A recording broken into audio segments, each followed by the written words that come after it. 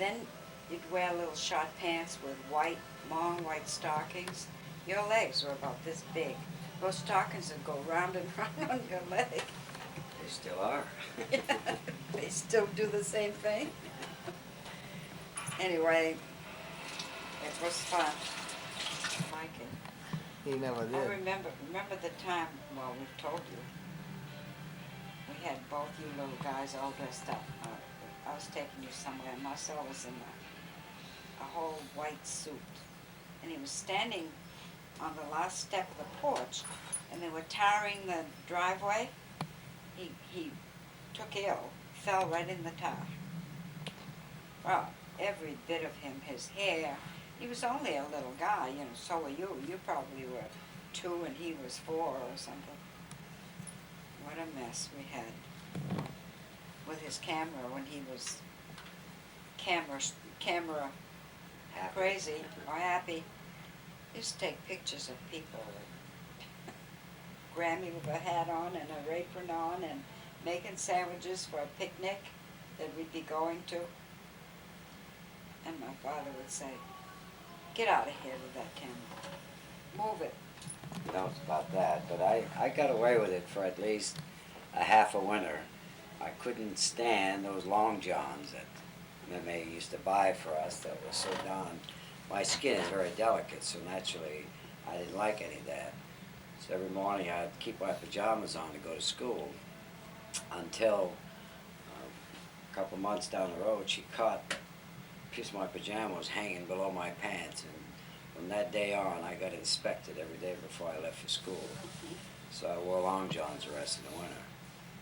But I think some of the best times we've had were on our trips to Canada, going to Montreal to see Sister Teresa. Dad would work all week, and Friday afternoon he'd release the men early, I guess, around 1 o'clock, and we'd been ready since 10 that morning. We were all ready to go at 10. Dad would show up about 1:30. He had to take his bath and get changed, and my mother was already in the car just about. So we'd leave for Montreal, and we'd get probably 5-6 miles out, just past Virginia, when it dawned on somebody in the car, my mother I guess, that we forgot the birth certificates. So we had to make a U-turn back to the house and pick up the birth certificates. So then once we were on the road, about 30-40 miles out, we'd have our picnic lunch. This was a nice feature of the trip. We had, she had made a bunch of crab meat sandwiches, which was our favorite, I guess, and a big thermos of coffee. Well, we were just too young to have the coffee. We had milk. So we'd have milk. You guys smoked, right? So we'd stop in Colebrook, I think, to pick up the milk and find a picnic area just outside of Colebrook. And that was really a highlight of the trip, was having that nice lunch.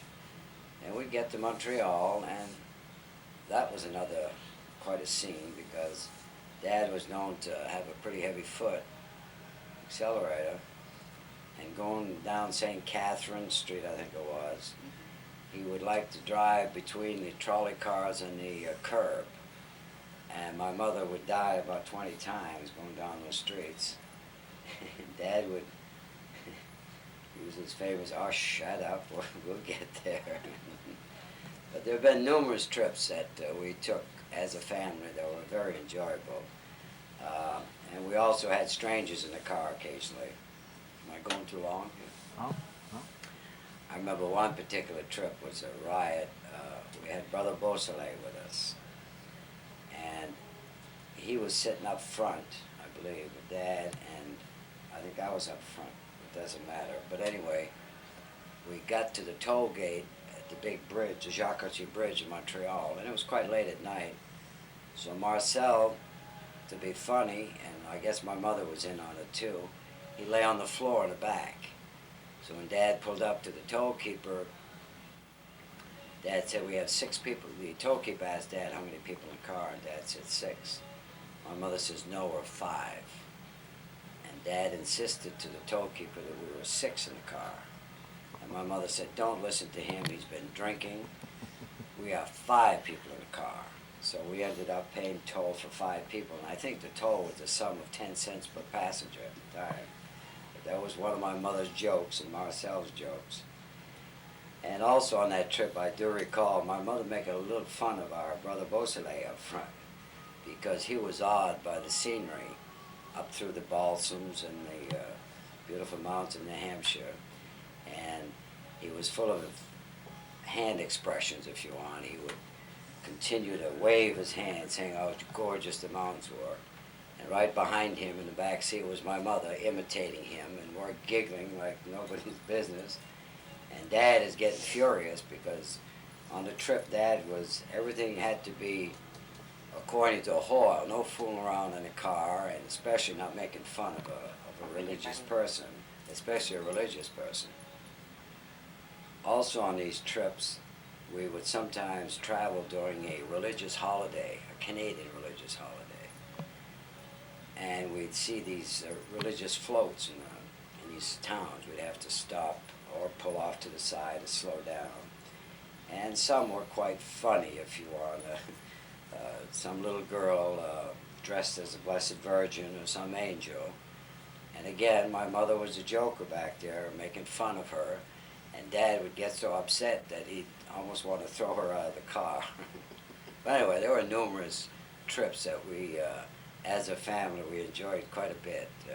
Trips to Gaspé and many trips to Montreal to see Teresa. And also one other idiosyncrasy, I guess, or I don't know, we'd go to visit Teresa in Burlington, Vermont. And my mother, her choice of suits was not always my favorite. Those suits were so uncomfortable. They were tweeds and heavy suits in the summer. So we were allowed, not beknownst to Dad, but we could travel in the back seat in our underwear. And about 10 miles out of Burlington, the suits would come out of the trunk, and we'd put our stiff white shirts and ties and suits on, so we'd get to Teresa's convent all dressed like we had just come out of a fashion magazine. But a lot of times Dad didn't know we were in our underwear in the back seat. It would have been a kibosh put to that. Anyway, those are some of the fond memories I have of especially our trips with in the big Buick. But that we're going to see Sister Teresa in Burlington. Remember, it was you and Arthur and I. I don't think I had the kids. And Dad and Mom. And we get to the convent, and Sister Teresa wasn't there yet, but Mother Superior came out. And Arthur, being as foolish as he always was, he had to go to the little girl's room, or little boy's room, and he came out with the toilet paper under his coat. Remember that? And then my father had to go to the bathroom, so he whispered in my ear, he said, "Gee, your father's not going to find your toilet paper. I've got it here under my coat." So then we go to that restaurant, remember? And all those long-haired guys coming in and coming out. So Arthur said to you, "Boy, this would be a good place to start a barbershop, wouldn't it, John?" Yeah. And you were trying to shut him up, but you couldn't. I can remember when I was going to St. John's, I come home one noon, and the nuns, it was time to go up to the 3rd grade. I was in the 2nd grade, going to 3rd, and they didn't pass me. Well, according to my bulletins, I had 100 on everything, and Mama couldn't understand it. So I come home crying. My friend Cecil Brosso, father had a drugstore, and he used to shower the nuns with candy all the time. Anyway, Mama took as much as she could of that, and she said to Dad, "You drive me to school." So she went over and saw the Mother Superior. Mother Superior said, "Well, there's no room. We can't pass her because there's no room." Well, she said, "You better make room." And then she told her about Cecile Brussel. I used to do all her homeworks, and she'd get the credit. Well, that was enough. The next morning, I was in the upper class with the others. My mother, she was always standing up for us wherever it was. She would certainly stand behind us. for anything that went wrong. At the lumber camp, because it was difficult getting cooks, and those we got wouldn't stay too long. So many a time she was put to the task of feeding up to 50 and 80 people. However, she refused to sleep at the lumber camp. Why, I'll never know. The accommodations were great. But she would come home every night, and early in the morning would start up to the camp, which was probably a 30, 40-minute drive. And prior to getting to the camp, if it was in the spring, we had to walk in. The roads were so muddy and sloppy that she'd get out of the car and we'd walk up to the camp, and she'd start, she normally didn't have to make breakfast, but she had to make the big lunch and dinner while it was dinner at noon, and get the supper ready for the men. So she'd be in that camp anywhere from 8 o'clock in the morning till 5 in the afternoon, baking bread and making a big dinner for the men. So Dad was pretty fortunate to have such a helpmate to be with him day in, day out at these lumber camps, to keep bread on our table, if you want. And beside feeding the men at the camp, she had a house full of kids at home.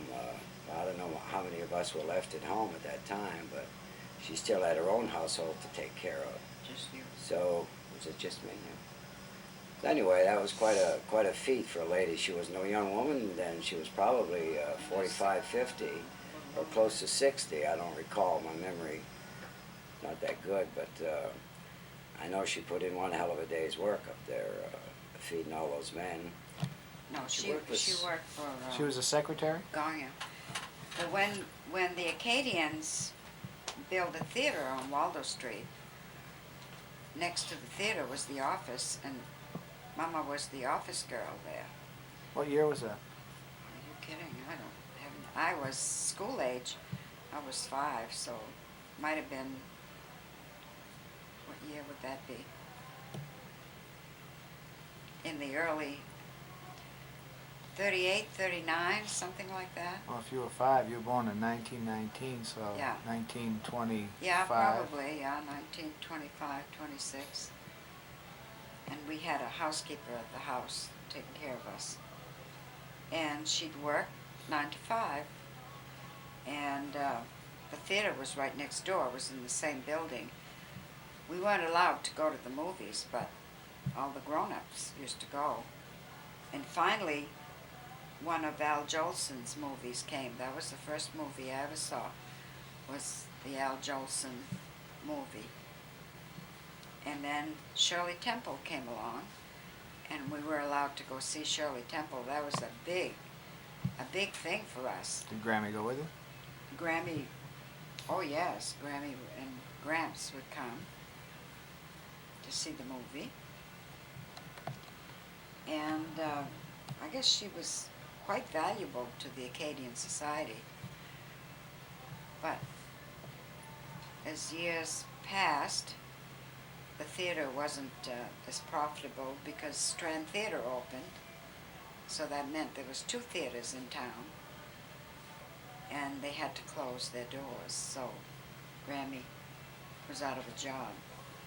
Was this before she was... No, it was... Okay. But then the kids came, and she had to kind of keep kids and... then she had 3 little boys. Because I was the baby then, there was no other kids there. And I used to give the housekeeper a run for her money. I remember that. I'd bring friends home and I'd tell them, watch this. I'd say, take my coat off. She'd take my coat off, take all my friends' coats off, give us a little lunch after school, and my mother used to go down my throat, don't you dare talk to her like that. But I thought I was big time, real strict. She was the iron rod, let's say. Gramps never got into it. Once in a while he'd say, I don't want you to do that, but I don't remember Gramps ever lifting a hand on any of us. But Grammy, she had a habit, when she was mad, we knew it, because she used to make a face. And we all knew that face. Didn't we? When that face came along, we knew it. we knew we better quiet down and behave ourselves, or we were going to get it.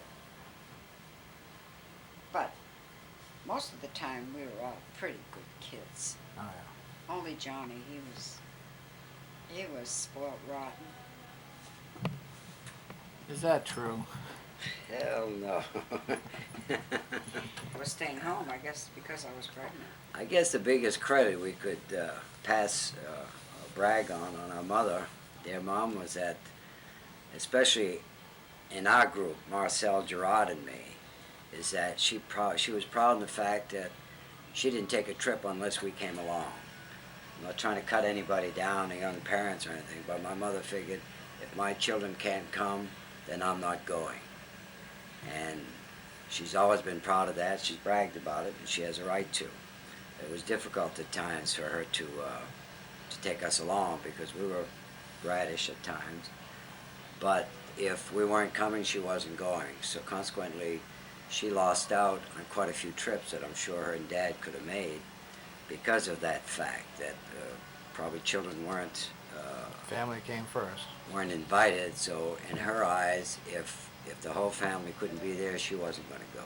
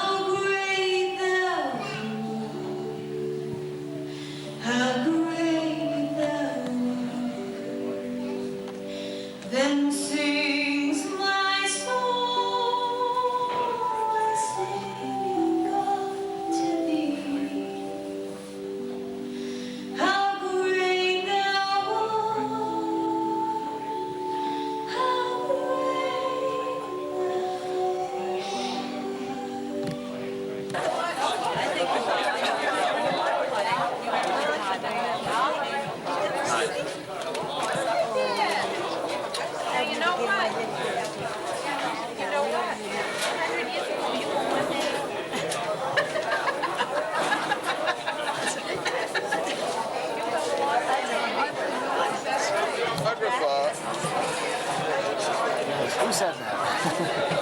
Who is that? Who is that? Well, Do you like this coat, Rick? What do you think of this? Does he look like a breed? Yeah. It's what I use when I smoke. Don't worry, I don't use it much. My old lady show you something. Yeah. You don't have to see it. Oh, hey. Don't let us see it. Oh, no, I won't. Mom, there's somebody here to see you. I'm Representative Phyllis Gerwin. She does.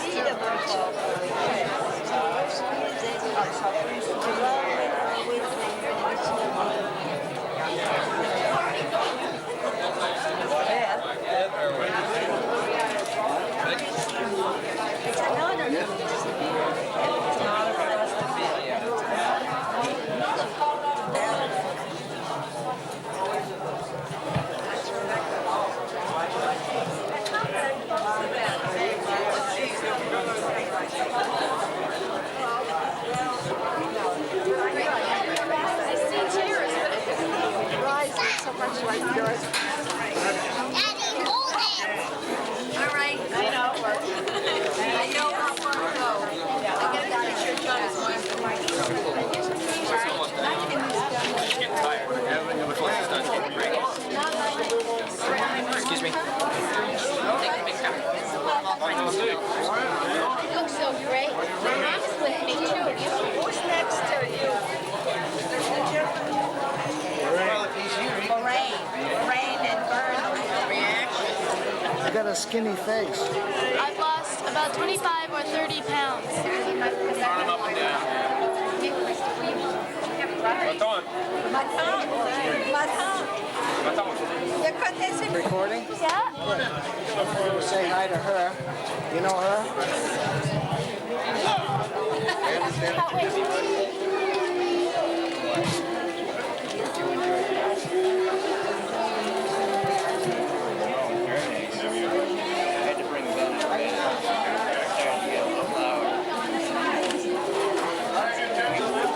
It's been a while.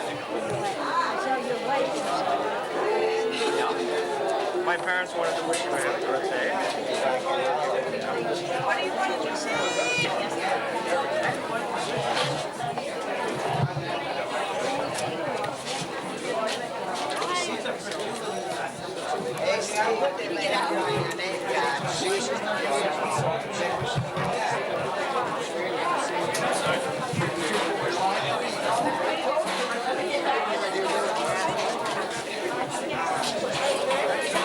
Hey, Gene. Roger Bernadette. I wouldn't know. I can't. Hey, grab any two seats together, John. Yes, sir.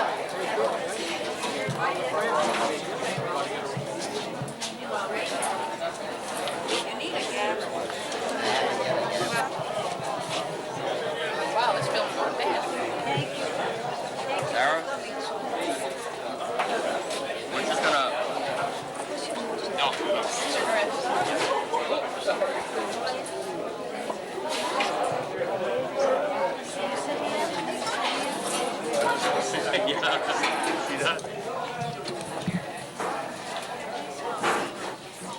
Okay, wait, are you going? Grace America.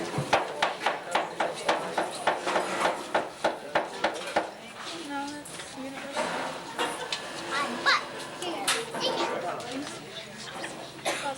Welcome, everyone. I know that everyone here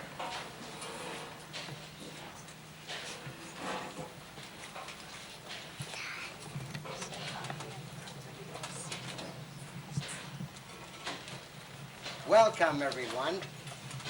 I know that what I'm about to say are the sentiments of all of us in sharing with you, Mother, the happiness of celebrating your 100th birthday. We are a fortunate and grateful family to enjoy the love and compassion given us by such a devoted and virtuous mother. With love in our hearts and with this toast, we deeply honor you and wish you good health and happiness always.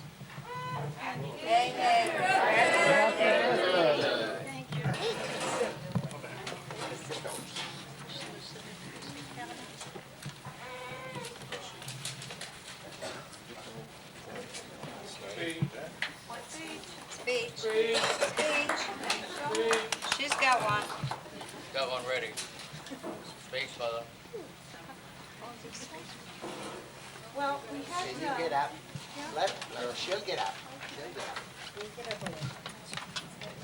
Here, take your time.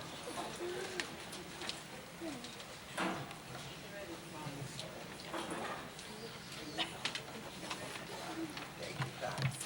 All you.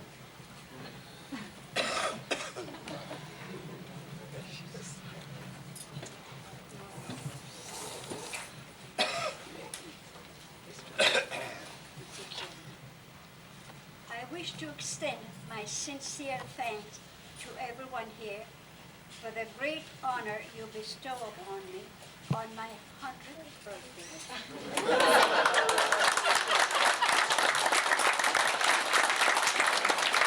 I also want to thank my family for giving me such a lovely party. I especially owe gratitude to my daughter-in-law, Eva, and my son, Eugene, for devoting their time bringing about this gathering, which I will cherish and remember always. I also thank God and Dr. Martin keeping me with you to accept this honor.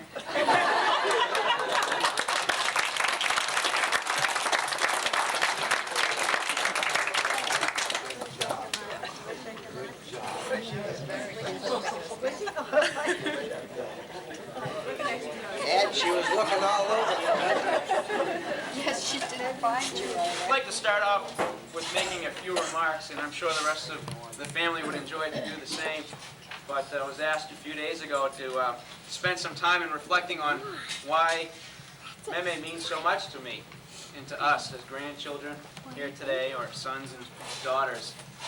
And I remember the times when I was a young boy living in Mexico, and Meme was still living way up on that ungodly hill on Lincoln Avenue, up Lincoln Street there, Lincoln Avenue, and on Knox Street. And she'd give us a call and invite me up for some corn chowder that she would make. And she knew that that corn chowder was my favorite. And the rolls that she made still sit with me today. Well, after I make the long journey up the hill to share time with my grandmother, and the very special time that I did have, now that I think back, we talked about many things, and many things that I'm very happy to be able to say that she left in my mind. And those things were a lot about love, caring about family, finding the right woman to marry, having a family. And I should preface that by saying I think she wanted me to be a priest, first of all. And I hope I didn't disappoint her too much, but I think due to the wonderful things that you taught me in those special afternoons that we spent together, and I'm sure the same advice you've given to a lot of your other grandchildren and great-grandchildren, we've done very well, and the whole family owes it to you and for all the inspiration that you've given us.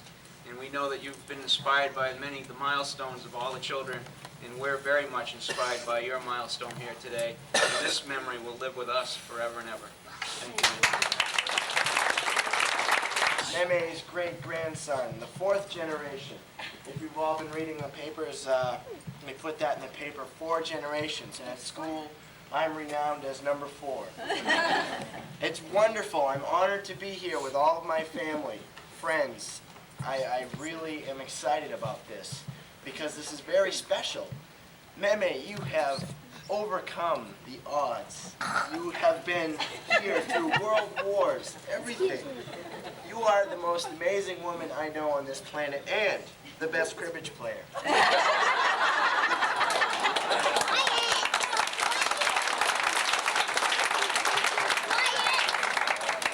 She taught me how to play cribbage when I was 10. It was unbelievable because I knew nothing about cards. She sang 15-2, 15-4. What is she talking about? What is 4? And by the time she had double skunked me, I really had come to realize what was happening. And to tell you the truth, she still does it today. She's sharp as a whip. Meme, I love you very much, and I wish the best for you. Face off fat. From that day forth. Until I was 14 years old, 364 days old, sorry, excuse me. I lived in fear because this woman told me, when you turn 15. When you turn 15, young man, you'll know how that made me feel. So I made it through grade school. And I made it through junior high, and I made it into high school, and I still dreaded that day. But when it came, I was fortunate enough to have grown to, I don't know, maybe 5'5" at that point in my life. I don't know, but tall enough so she said, "I just can't do it.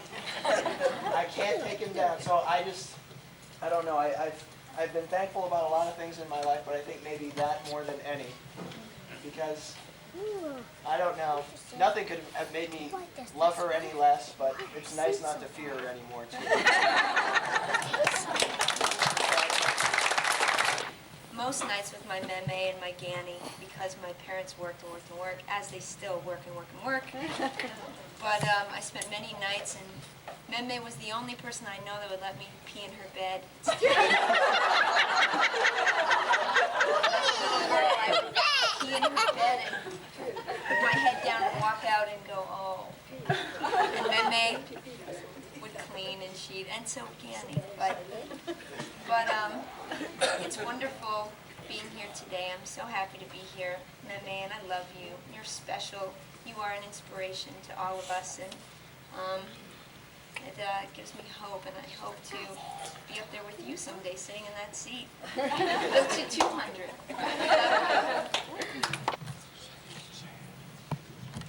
Yeah. Particularly a close family day, and although I'm part of this family and not as close as so many of you are, speeches that have been given then have Meme mention me in the same breath as God.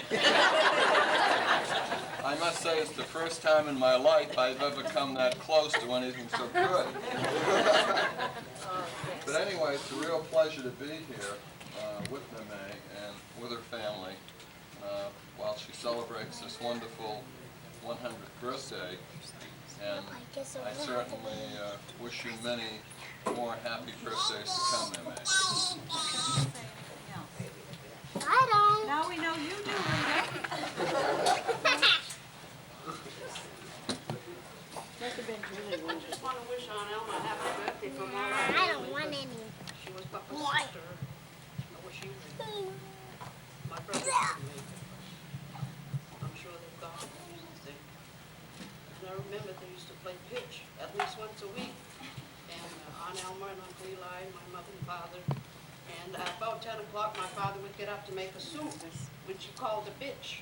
It was just potatoes and salt pork, and boy, they enjoyed that, then they all went home. So Aunt Alma.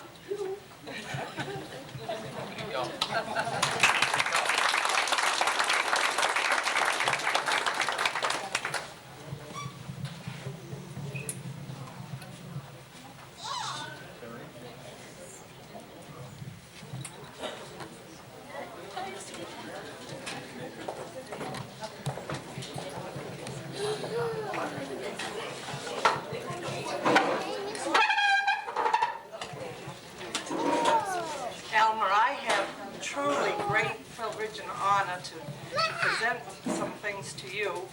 Number What was one, that, guys? it's an extreme honor and pleasure for Ed and me to be invited to join you and all of your family and friends on celebration of your 100th birthday. First of all, from the White House. Happy birthday. Hillary and I send our warmest congratulations to you on this special day. We hope you continue to enjoy good health and happiness throughout the coming year. Bill Clinton.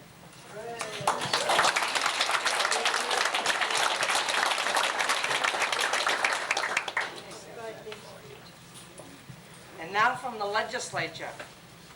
State of Maine, be it known to all that we, the members of the Senate and House of Representatives, join in recognizing Alma Richard, born on February 3rd, 1894, at Nail Pond, near Tignish, Prince Edward Island, on the occasion of her 100th birthday. Alma is a member of the local Acadian Society and is an avid cribbage player.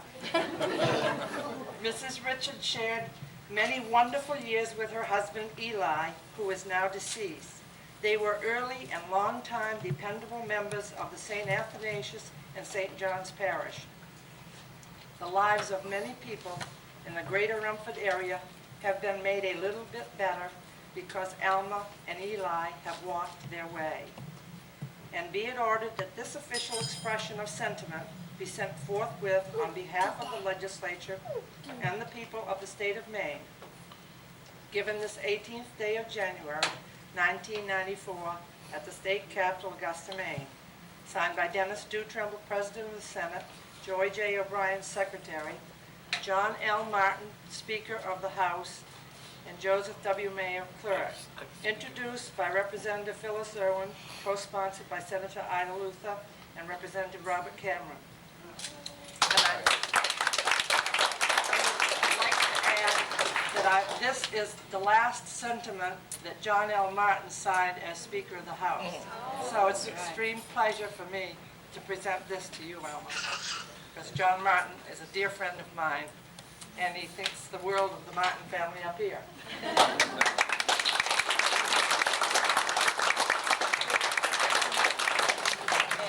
In this envelope, our house calendar, the day that was presented, and there's about 10 or 12 you give to the family. Thank you. Thank you.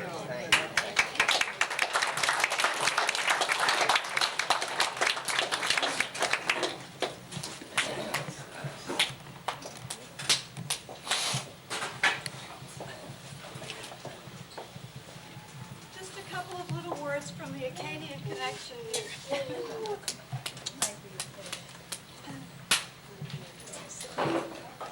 Meme, who was the inspiration to my little book, My Grandmother's Face.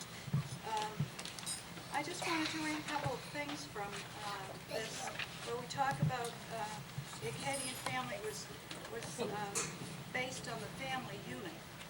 The father was the physical strength of the family, but the mother and the grandmother were the spiritual anchors.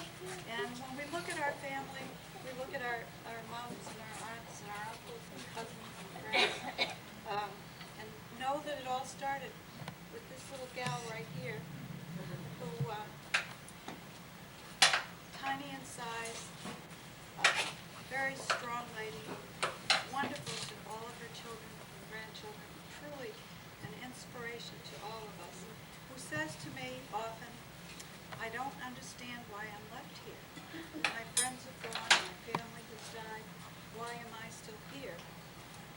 And it's just a very simple answer to know why she's here. She's here, she was left here for all of us, because she's a daily inspiration for all of us. And, you know, Mame, this little poem, I have to read a little piece of poetry. It's called I Am a Link. I am a link that binds the future with the past, a bridge that spans the void between the living and the dead. I am a link that keeps the family chain intact between my children and those who've gone before. Proudly I pass the torch to them, and proudly I say to all of you, I am a link, you be one too. Thank you.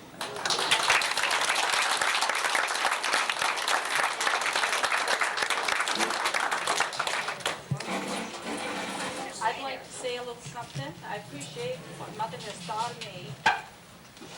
I was talking with her one day, and she says, Eva, why are you so good to me? I said, Mother, I love you. You're the only mother I have now. I have no more.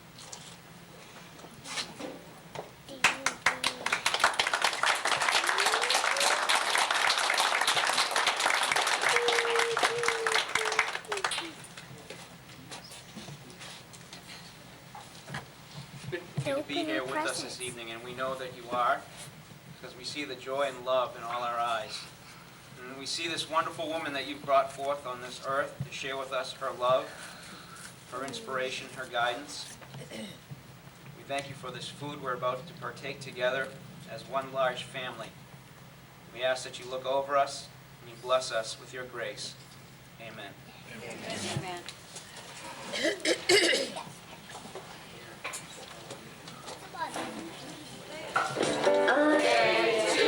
Oh, wait a minute, we didn't light the candles. Hey, no way. You could have lit it while we were singing. We'll have to wait till next year. Saying we're back on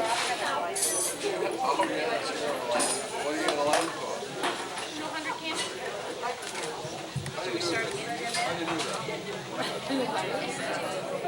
You're going to hurt yourself. All right, now. Okay. Happy birthday to you. Happy birthday to you. Happy birthday, dear Emma.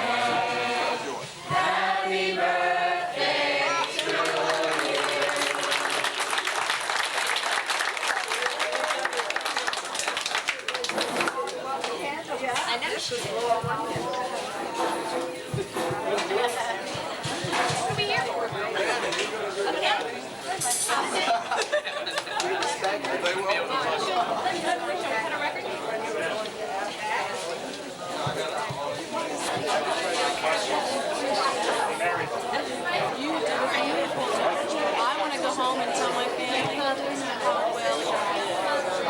illustrated priest at one time. Happy birthday, loved one. This cards and stuff, you're gonna be a month now. Memories, 100, that's 10 of these. 10 of those. She deserves to sing one. Please. I'll sing with you. Happy birthday to you. Happy birthday to you. Happy birthday,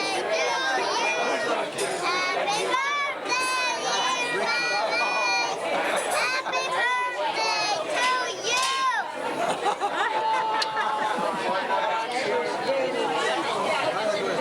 That was very good.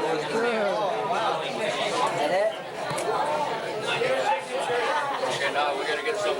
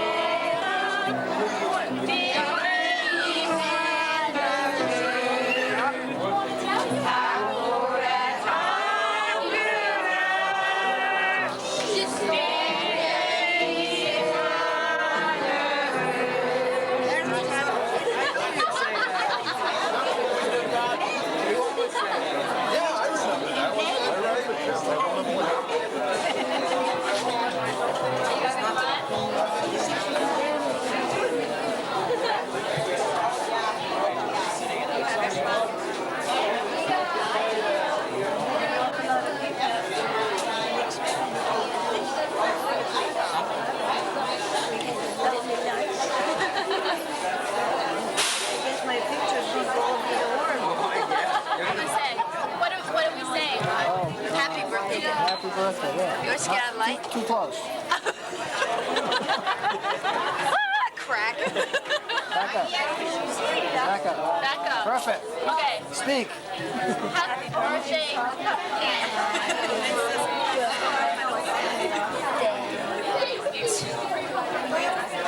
Marilyn Monroe. Very good. So what about Grammy? Happy birthday, baby. We love you. We love you very much. And 100 more. we love you more. And more every day.